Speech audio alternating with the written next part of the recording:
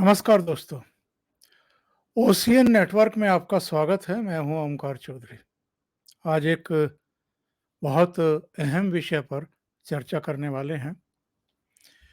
विपक्ष के कई प्रमुख चेहरे, कई पॉलिटिकल पार्टियां एक साथ ईडी के शिकंजे में कैसे फंस गए और इन परेशान हाल चेहरों में कांग्रेस का शीर्ष नेतृत्व, एनसीपी का शीर्ष नेतृत्व, टीएमसी का भी सर्वोच्च पदों पर बैठी हुई ममता बनर्जी, उनके भतीजे, उनके मंत्री, इसके अलावा आम आदमी पार्टी, अरविंद केजरीवाल के सबसे निकट सहयोगी सत्येंद्र जैन ऑलरेडी जेल में है, मनीष सिसोदिया के सिर पर तलवार लटकी हुई है। इसी तरीके से फारूक अब्दुल्ला यानी नेशनल कॉन्फ्रेंस के प्रमुख सर्वे सर्वा, वो भी गंभीर तनाव में है। शिवसेना, जिन बाला साहब ठाकरे का खुद नरेंद्र मोदी बड़ा सम्मान करते थे, उनके सुपुत्र उद्धव ठाकरे आजकल प्रधानमंत्री नरेंद्र मोदी और गृह मंत्री अमित शाह से कितने नाराज हैं, कितने परेशान हैं, उनकी पार्टी का क्या हाल हो गया है, ये हमारे आपके सबके सामने है। उद्धव ठाकरे के साले श्रीधर पाटनकर, वो ईडी के निशाने पर। हमने पिछले कुछ दिनों देखा, उनके 11 फ्लैट सील हुए थे। उनके सबसे भरोसेमंद यानी संजय राउत कल ही जेल भेजे गए हैं 22 अगस्त तक के लिए। सोनिया गांधी, राहुल गांधी, दोनों से हाल में पूछताछ हुई है। फारूक अब्दुल्ला से भी पूछताछ हुई है। इसके अलावा ममता बनर्जी के कैबिनेट मंत्री, जिनका इस्तीफा उन्होंने लिया या बर्खास्त किया, पार्थ चटर्जी, उनकी महिला सहयोगी अर्पिता मुखर्जी, शरद पवार, उनके भतीजे अजीत पवार, उनके रिश्तेदार, वो सब, और कौन भूल सकता है नवाब मलिक को और अनिल देशमुख को। इतने सारे चेहरे, इतनी पॉलिटिकल पार्टियों की लीडरशिप एक साथ ईडी के शिकंजे में कैसे हैं, कैसे मकड़जाल में फंस गई हैं, आज इस पर चर्चा करेंगे। और ये सारे दलों के नेता इस समय किसी न किसी रूप में प्रधानमंत्री नरेंद्र मोदी और उनकी सरकार के खिलाफ बेहद हमलावर स्थिति में हैं। हमने हाल में कांग्रेस नेता सोनिया गांधी, उनके सुपुत्र राहुल गांधी और उनकी सुपुत्री प्रियंका वाड्रा को देखा है सड़कों पर काले कपड़ों में। सवाल ये है कि सोनिया गांधी और नरेंद्र मोदी के बीच में जो भी तनाव है, जो भी कटुता है, वो आखिर क्यों है? क्योंकि सोनिया गांधी परिवार से प्रधानमंत्री नरेंद्र मोदी के संबंध सामान्य हो ही नहीं सकते हैं। क्योंकि सोनिया की अगुवाई वाली कांग्रेस और उनके इकोसिस्टम ने मोदी का सियासी करियर खत्म करने में कोई कोर कसर बाकी नहीं छोड़ी। सोनिया गांधी ने उन्हें मौत का सौदागर तक कहा था जब वो गुजरात के मुख्यमंत्री थे। तीस्ता सीतलवाड़ जैसों को उनके खिलाफ साजिश रचने में लगाया। और राहुल गांधी ने राफेल को लेकर के जो झूठ बोले, क्या वो किसी से छिपे हैं? हालांकि 2019 के लोकसभा चुनाव में वो सब काम आया नहीं।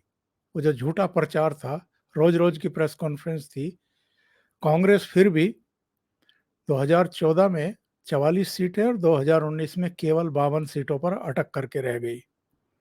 दूसरे, नेशनल हेराल्ड मनी लॉन्ड्रिंग का जो केस इस समय सुर्खियों में है, जिस सिलसिले में सोनिया गांधी से भी और राहुल गांधी से भी ईडी कुल मिलाकर के 8 दौर की पूछताछ कर चुकी है और अब कुछ नए तथ्य आए हैं तो दोनों माँ बेटा को फिर से तलब करने की तैयारी हो रही है।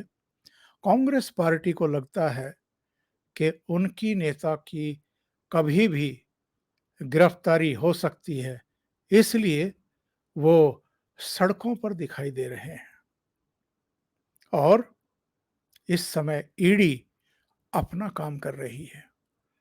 ईडी को बदले की भावना से पीछे लगाई गई एजेंसी करार दिया जा रहा है कांग्रेस की तरफ से। मुद्दा महंगाई का, बेरोजगारी का, जीएसटी बढ़ाने का, लेकिन एक्चुअल में जितने हंगामे हाल में सड़कों पर दिखाई दिए, उसके मूल में ईडी की ही कार्रवाई है। कांग्रेस पार्टी को लगता है कि जिस तरीके से अनिल देशमुख, नवाब मलिक, अभी संजय राउत, पश्चिम बंगाल में पार्थ चटर्जी जेल भेजे गए हैं, उसी तरीके से सोनिया गांधी और राहुल गांधी का भी नंबर आ सकता है। और सुब्रमण्यम स्वामी तो ऑलरेडी घोषणा कर चुके हैं कि दोनों लंबे अंदर जाने वाले हैं। अब बात करते हैं दूसरे परिवार, ये भी वंशवादी परिवार है। हाल तक उद्धव ठाकरे महाराष्ट्र के मुख्यमंत्री थे, कांग्रेस के और एनसीपी के सहयोग से मुख्यमंत्री थे। ये बात ठीक है कि नरेंद्र मोदी बाल ठाकरे का बहुत सम्मान करते थे। उनकी मुंबई यात्रा हो उस समय जब वो मुख्यमंत्री थे, बाल ठाकरे से उनकी मुलाकात होती ही थी। और इस फोटो में मोदी के उस पार आप एक चेहरा देख रहे होंगे संजय राउत का। संजय राउत का जो चेहरा आप देख रहे हैं, कहीं ऐसा तो नहीं है कि संजय राउत को ये गलतफहमी रही हो कि साहब ठाकरे परिवार से तो नरेंद्र मोदी के बढ़िया ही रिश्ते हैं, तो चाहे जो गुलगपाड़े करें, चाहे जो भ्रष्टाचार करें, चाहे जो मनी लॉन्ड्रिंग का मामला टेबल के नीचे से करें, कुछ नहीं होने वाला है। वो भूल गए कि बाला साहब ठाकरे से मोदी का अच्छा रिश्ता था। वो बाल ठाकरे का सम्मान करते थे, उनके सुपुत्र के प्रति भी स्नेह रखते हैं और बाल ठाकरे के पोते आदित्य ठाकरे को भी प्यार करते हैं। लेकिन उद्धव ठाकरे यदि वैसा ही सम्मान अपने लिए भी चाहते हैं जैसा उनके पिता को मिलता था, तो ये कैसे संभव है? शिवसेना की अब पहले वाली साख भी नहीं रही है। पहले वो भारतीय जनता पार्टी के छोटे भाई की भूमिका में रहते थे, लेकिन अब भारतीय जनता पार्टी वहाँ बड़ी पार्टी बन चुकी है और शायद उद्धव ठाकरे को, संजय राउत जैसों को छोटे भाई बनकर के रहना गवारा नहीं था। इसलिए कांग्रेस और एनसीपी के साथ मिलकर के इन्होंने भारतीय जनता पार्टी को डिच किया अक्टूबर-नवंबर 2019 में और उद्धव ठाकरे खुद मुख्यमंत्री बनकर के बैठ गए।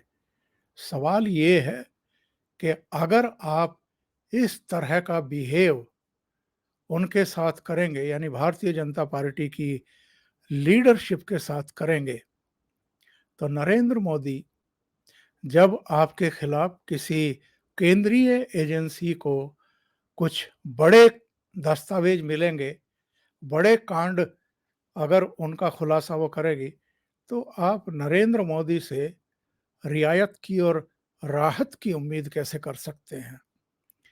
ये एक बड़ा सवाल है जिस पर इनको मंथन करना चाहिए। हालांकि जितना हल्ला ये लोग मचा रहे हैं जब से शिवसेना टूटी है, जब से कुर्सी गई है, सरकार का पतन हुआ है, वो मामला चुनाव आयोग भी पहुंच चुका है, वो मामला सुप्रीम कोर्ट के विचाराधीन भी है। लेकिन बात वही है कि अब पछताए होत क्या, जब चिड़िया चुग गई खेत। बहुत देर हो चुकी है। अब तमाम तरह की खबरें फैलाई जा रही हैं कि उद्धव ठाकरे खुद भी इस सरकार से बाहर निकलना चाहते थे, वापस भारतीय जनता पार्टी के साथ आना चाहते थे। लेकिन अब तो 2/3 एमएलए टूट चुके हैं, 2/3 सांसद टूट चुके हैं, बहुत बड़ी संख्या में पूर्व पार्षद टूट करके आ रहे हैं। अब तो हालात ये हैं कि शिवसेना से ही टूटे हुए एकनाथ शिंदे को भारतीय जनता पार्टी मुख्यमंत्री बना चुकी है। संजय राउत, जो सबसे ज्यादा बकबक करते थे प्रधानमंत्री नरेंद्र मोदी के खिलाफ भी, भाजपा नेतृत्व यानी जो जेपी नड्डा से लेकर के अमित शाह के खिलाफ, उनका क्या हश्र हुआ है। कल ही वो जेल भेजे गए हैं और अनिल देशमुख और नवाब मलिक की तरह ऐसा लगता है वो भी लंबे समय के लिए अंदर गए हैं। तीसरा चेहरा शरद पवार। शरद पवार के बारे में क्या कहा जाए, बहुत ही कहना चाहिए कि चालाक बनने की कोशिश करते हैं। बार बार मोदी से पीएमओ में जाकर के मुलाकात करना, शायद जो एजेंसी हैं जो महाराष्ट्र में तमाम तरह की कार्रवाइयां कर रही हैं, उनको कोई संदेश देने की कोशिश करते रहे हैं बार बार प्रधानमंत्री से मिल करके कि वो मोदी के बड़े करीबी हैं। और एक काम शायद मोदी जी ने भी गड़बड़ किया कि उनको पद्म विभूषण दिया, उसका भी वो फायदा उठाने की कोशिश करते थे। लेकिन मोदी से नजदीकी का वो प्रसार प्रचार करवा करके भी राहत नहीं पा पाए। उनके उनके परिवार, उनके नजदीकियों, उनके नजदीकी कारोबारियों, उनके भतीजे यानी अजित पवार के खिलाफ जितनी भी कार्रवाइयां होनी थी वो हुई हैं, उसमें किसी तरह की कोई कार्रवाई देखने को नहीं मिली। और आप जानते हैं, अजित पवार की करीब 1400 करोड़ की बेनामी संपत्ति जब्त हुई थी। इसके अलावा उनकी 3 बहनों बहनोइयों के खिलाफ भी आईटी की रेड हुई थी, 6 दिन तक कार्रवाई चली थी। 184 करोड़ रुपए जब्त किए गए थे, संपत्ति जब्त की गई थी। तो शरद पवार भी इस समय खामोशी अख्तियार किए हुए हैं जब से संजय राउत जेल भेजे हैं, गए हैं या गिरफ्तार हुए हैं।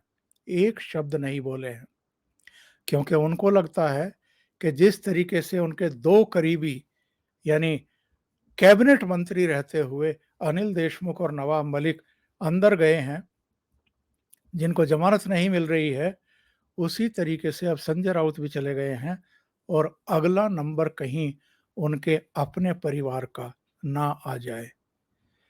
अगर हम अगले चेहरे की बात करें, अगली अगली पॉलिटिकल पार्टी की बात करें, ममता बनर्जी।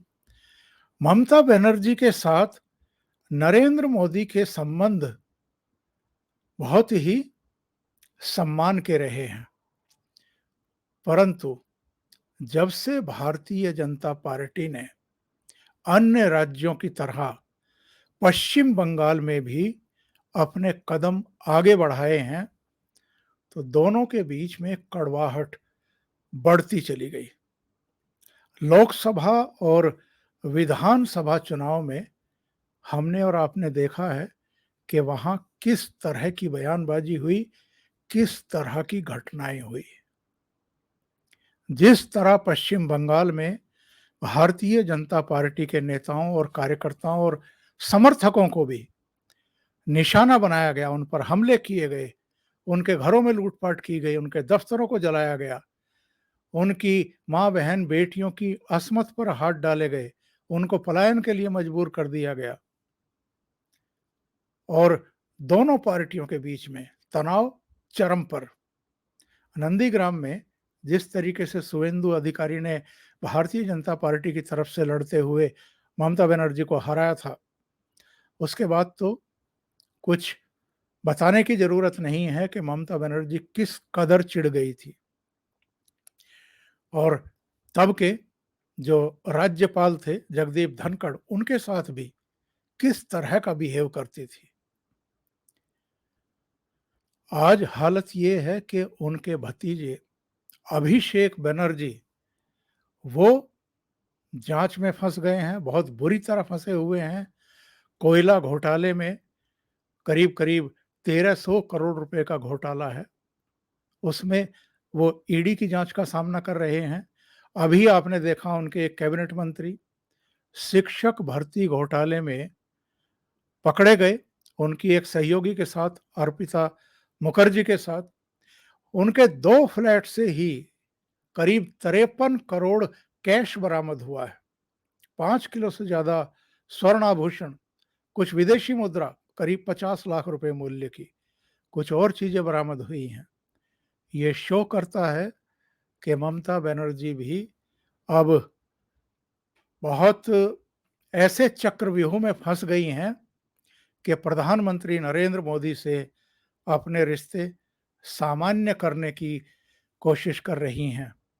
लेकिन क्या ऐसा हो पाएगा? क्या उनको किसी भी तरह की रियायत मिल पाएगी? प्रधानमंत्री पद पर नरेंद्र मोदी के रहते हुए लगता नहीं है कि उनको किसी भी तरह की रियायत मिल पाएगी। अगर हम अगले चेहरे की बात करें, अरविंद केजरीवाल। अरविंद केजरीवाल को शुरू से ही अपने बारे में शायद बड़ी भारी गलतफहमी रही है। 2014 में प्रधानमंत्री नरेंद्र मोदी के खिलाफ, तब तक तो वो प्रधानमंत्री बने भी नहीं थे, लेकिन प्रधानमंत्री पद का चेहरा थे, तो वो वाराणसी लड़ने के लिए पहुंच गए थे। 434 लोकसभा सीटों पर आम आदमी पार्टी के कैंडिडेट खड़े कर दिए थे। उनमें से 416 की तो जमानतें ही जब्त हो गई, ये भी बुरी तरह हारे वाराणसी में। और जिस तरह की ये बयानबाजी प्रधानमंत्री नरेंद्र मोदी के बारे में सदन के भीतर भी करते रहे, सदन के बाहर भी करते रहे, उससे जो तनाव है वो चरम पर रहा है। ये ठीक है कि दिल्ली में ये चुनाव जीतते रहे हैं, कैसे जीतते रहे हैं ये भी आप और हम जानते हैं। जो मुफ्त की रेवड़ियों का जिक्र हाल में प्रधानमंत्री ने किया था और लोगों को सतर्क किया था, उसकी वजह से ये दिल्ली में भी, पंजाब में भी चुनाव जीते। लेकिन जिस तरह की अब खबरें आ रही हैं, जिस तरह के घपले घोटाले हो रहे हैं, इनका एक मंत्री जो स्वास्थ्य मंत्री थे सत्येंद्र जैन, वो एक पुराने मामले में 2015-16 के एक मामले में, जिसमें 4 करोड़ 81 लाख रुपए से काले धन से दिल्ली के आसपास जमीन खरीदने का मामला है, उसमें वो ऑलरेडी जेल में है। 30 मई को उनकी गिरफ्तारी हुई थी, उनको अब तक जमानत नहीं मिली है। और जो नई आबकारी नीति लागू की थी, उसमें जो दिल्ली के खजाने को नुकसान हुआ है और कुछ शराब कारोबारियों को इन्होंने फायदा पहुंचाया है करीब 144 करोड़ का, जिसके बारे में ये कहा जाता है कि उनसे पंजाब के चुनाव से पहले फेवर लिया गया, पैसा लिया गया। वो मामला अब एलजी ऑलरेडी सीबीआई के सुपुर्द कर चुका है और अब इनके सुर बदले हुए हैं। इनको लगता है कि मनीष सिसोदिया भी जेल जाएंगे, खुद कह चुके हैं। इसलिए आम आदमी पार्टी भी अब बैकफुट पर दिखाई दे रही है। लेकिन जिस तरह की बयानबाजी अतीत में ये करते रहे हैं प्रधानमंत्री के बारे में, क्या ये उम्मीद करते हैं कि किसी भी तरह की रियायत इनको या इनकी पार्टी को मिल सकता है। मोदी और इनके रिश्ते ना कभी सहज रहे हैं और ना होंगे।